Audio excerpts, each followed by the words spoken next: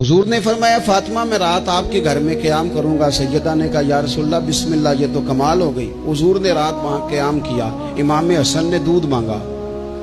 اچھا، حدیث کے راوی مولا علی شیر خدا ہیں، کہتے ہیں میں چپ کر کے سو رہا تھا، میں نے سائیڈ پہ چادر اوڑھی اور میں آرام کر رہا تھا۔ امام حسن نے دودھ مانگا، سیدہ فاطمہ اٹھنے لگی تو فرمایا نہیں فاطمہ آج میرے ساتھ سوئے ہیں، دودھ بھی میں ہی پلاؤں گا۔ حضور اٹھے، بکری کا دودھ دھویا، پھر اسے برتن میں ڈالا۔ ابھی حضور امام حسن کو دینے لگے تھے کہ امام حسین نے بھی مانگ لیا، تو حضور نے فرمایا نہیں بھائی، پہلے حسن کو ملے گا۔